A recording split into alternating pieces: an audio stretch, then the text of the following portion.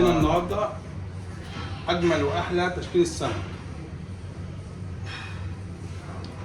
عندنا السمك البوري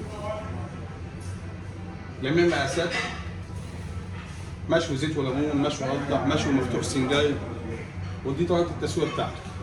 وعندنا السمك الامور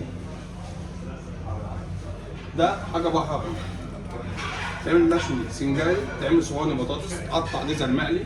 وعندنا برضه الشريفه اللي هي نفس فاصوليا العنقود، تعمل مشوي سنجاري، صواني بطاطس، قطع جزر مقلي، نفس الطريقه بتاعته برضه.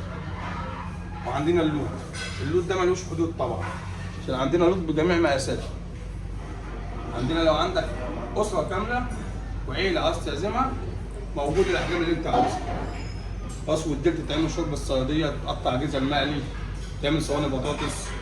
موجود عندنا الدنيس اللي يخليك عايز طبعا، بتعمل مشوي زيت وليمون الطريقه بتاعته المفضله بتاعته. عندنا المرجانه وادب، بتعمل جزر مقلي، بتعمل مقلي سليم زي ما هو. وعندنا الشعور برضه، ده اطعم حاجه في الجزر المقلي طبعا. الشعور ده من افضل انواع الاسماك اللي في السويس، اللي السويس تعرف تبيعه. وعندنا الاستاكوزا بجميع انواعها، عندنا الاستاكوزا السويسي اللي هو احمر، عندنا الاستاكوزا الاماراتي، وعندنا الاستاكوزا السمري.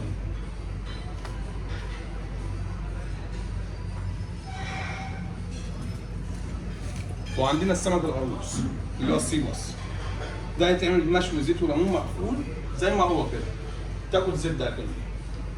وده افضل طريقه التسويه بتاعته.